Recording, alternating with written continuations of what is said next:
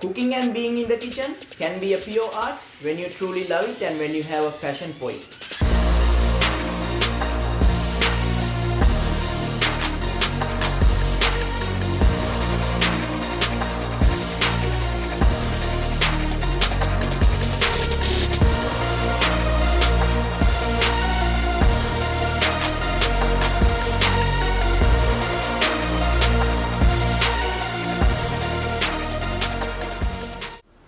Hello everyone, what's going on? Welcome to the channel. In this video I'm going to show you how to make most delicious and traditional shepherd pie. I hope you are excited as I am. For those who new around here, my name is Chathu. I am a chef by trade. My goal for this channel is to share absolutely everything I know about culinary and to make you better cook with 100% confidence. And please sit back, relax and enjoy the video, and let's get started. Alright guys, let's get cooking by peeling off 7 medium or 5 large potatoes. And of course, if you have large potatoes, you can cut them into smaller pieces, and those potato skins, dump them into a compost bin if you have one. As I have medium potatoes, I'm gonna cut them into quarters and place over medium-high heat, and of course season with generous amount of kosher salt. And don't worry, I got you. You can check out the description box, you can find the recipe there. So I will mention all the ingredients and amounts there. We are good with that. Then let's move on, and I'm gonna do the rest of the preparation for the shepherd pie, which are chopped garlic, diced onion and diced carrot. I find this way it's much easier to peel garlic, but it's entirely up to you. And you guessed it right, save these garlic skins for stock. We can chop garlic easily, running over several times, or you can use garlic masher, which is quite handy for this task. Once you are done, place it aside. Then we're gonna dice half of a large white onion. Simply take off the top end and then cut through the onion and peel off. Again, save even onion skins for the stalks because skins contain such a good amount of flavors, so why to waste anyway. Frequently keep your eye on boiling potatoes. Once start to boil, slow down the fire a little bit because we don't need our potato to be mashed in the water. Slice the onion, leaving the root end off, and then cut through the center and slice. There we go, we have diced onion. And of course this root end also we can use for stock. Same principle apply for carrot even. We can use the carrot off cut for stocks as well. I'm gonna dice 3 medium carrot in this recipe, but if you have large carrots, I guess 2 carrot will be plenty. First I'm gonna cut into strips. Be extra careful when you cut into strips because nobody wants fingers in shepherd pie. And strips into battens, battens into dices. Cutting carrot into dices might take a little bit of your time, but you can use the grater as an easy option.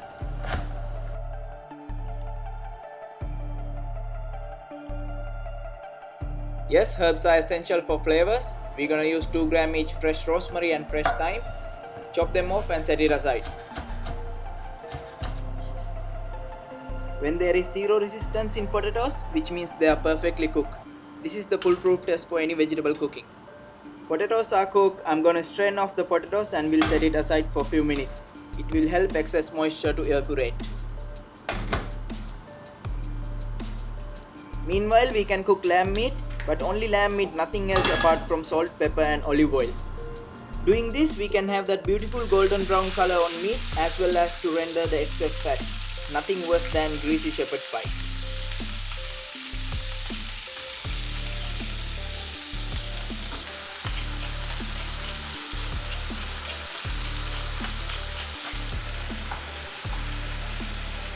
This is pretty much done. We can transfer into another container and set it aside. Of course without fat.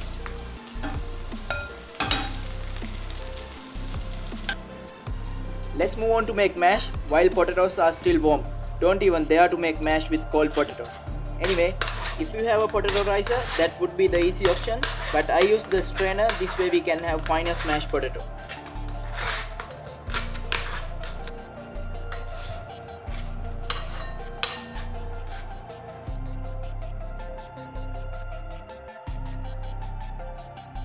Once we are done with that, we're gonna need 2 egg yolks, 100 ml milk, 80 gram butter and 50 gram parmesan cheese. Salt and pepper of course up to your liking, but if you like spicy you can go crazy with black pepper.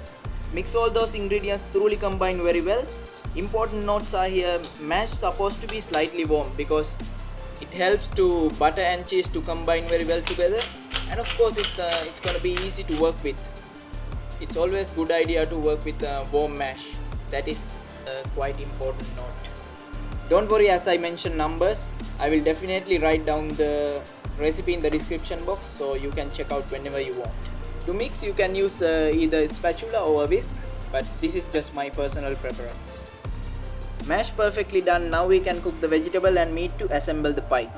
Get a medium thick bottom pan on medium high heat and add 2 tablespoons of olive oil and diced onion and garlic and saute for 3 minutes. Then add the diced carrot, thyme, rosemary and give it a good mix and saute for another 4 more minutes. At this stage maintain medium heat. Also don't forget to stir frequently. Season with kosher salt and cracked black pepper up to your liking.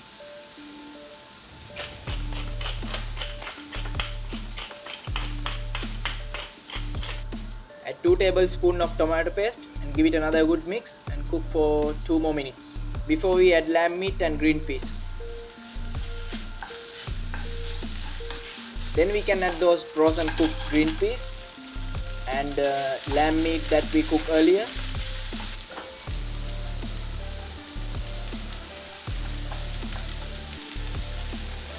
Also, I'm using chicken stock to enhance the flavor. If you don't have chicken stock, don't worry. You can even use water because lamb itself super flavorful. Check for seasoning. I'm gonna add some more kosher salt and 1 teaspoon of Worcestershire sauce. Specifically in this recipe, it's essential to season as we go because at the end we will not be able to season. Now slow down the fire and simmer for 10 more minutes. Allow all these ingredients to become friends. This is beautifully done, folks. Transfer into the baking tray and flatten up the surface to lay up mash on it. Check out the description box. I'll be sure to mention the size of the baking tray that I use here. Assembling the dish is most fun part of the recipe. I find it very interesting. Always I find it very interesting. Here we go. Let's get the creamy smoothie mash layer done. Spatula would be the best tool for this task and it helps to spread evenly.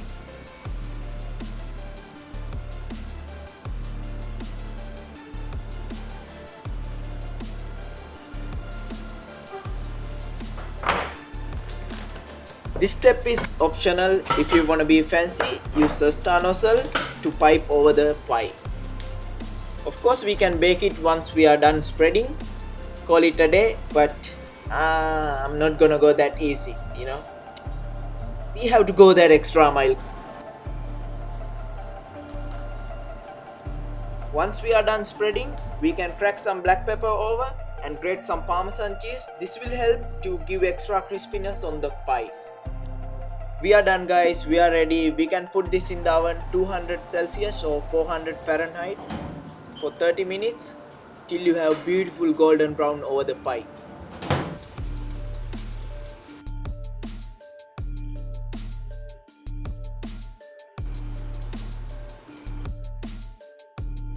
Look at that, look at that, look at that goodness, guys. Oh my god, so beautiful. Wow, exceptional. Listen to this carefully, guys. Listen to this carefully. You hear that? Beautifully golden brown and so crispy. I'm gonna give it a try. I'm pretty sure this is gonna be super delicious because I was tasting every element of it. So good, so delicious. To experience this, you definitely have to try this at home, guys. As you could imagine by seeing, the shepherd pie was extremely delicious. And try this at home and please do let me know the feedbacks on the comment section below. That would be really great. And this recipe here serves up to 4 people and can be stored in the fridge up to 3 days as well as 3 months in the freezer. And guys, I hope I was able to teach you something in this video. And if you did enjoy the video, smash that like button. Consider subscribing if you aren't already, and I will see you in the next one. Until then, peace.